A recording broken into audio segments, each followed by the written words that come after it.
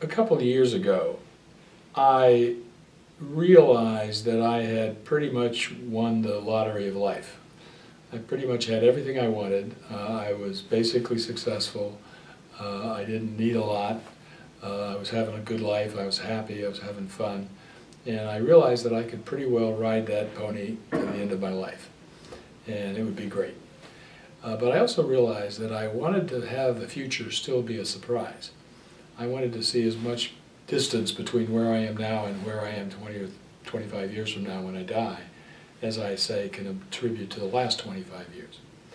And so I undertook a project to, quote, reinvent myself. Now there's lots of stuff in literature and various commentaries about self-reinvention. And I think all of us sort of need to be somewhat humble in not really fully understanding what that means. First of all, if you have a goal in your reinvention effort, it's already locked into your way you are now. It's like taking a current belief and putting it out in front of you, and you're really doing less reinvention than just trying to modify. So let's say that reinvention is probably not the same as changing yourself. The other thing is that reinvention, I've got a client right now who wants to change his reputation, wants to have a different identity in his company. He wants to have a different style in terms of how he works with people. And he wants to have a different conversation with himself about how he works and why he's working and what he wants in his life and so forth. So we undertook a project to do that. And the project involved initially three things. One, bringing his attention to how does he relate to other people, and specifically how does he acknowledge other people. Now he's very good on saying thank you when somebody does something good, but it's very transactional. He doesn't typically acknowledge people for who they are. He doesn't typically acknowledge people for things like the courage it takes to come to work on some days, or the kind of risk that people take when they speak truth to power. So he's got an assignment to work on his acknowledgement of others as one component in his reinvention project. You know, a second component has to do with the word we used is compassion.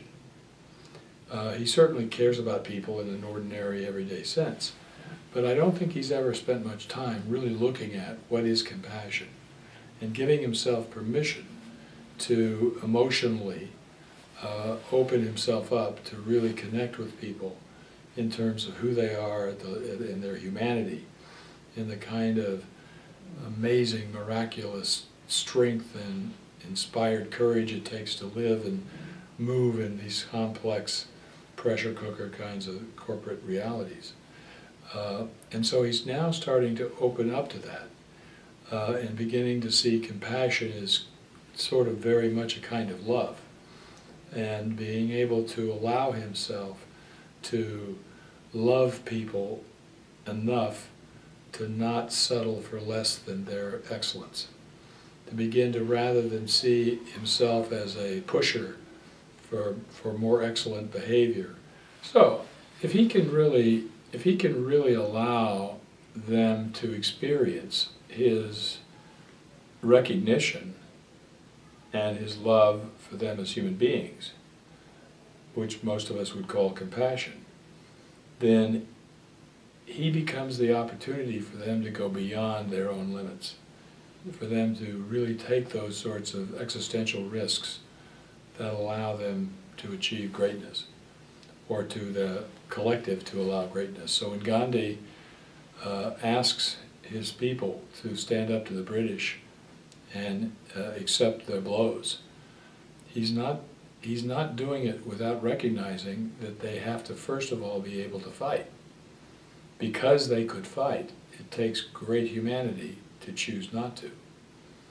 If you can't fight, then you're just a victim in the crowd. But if you are able to fight and you choose nonviolence instead, that is true greatness. And it's greatness at the human level. at the individual human level.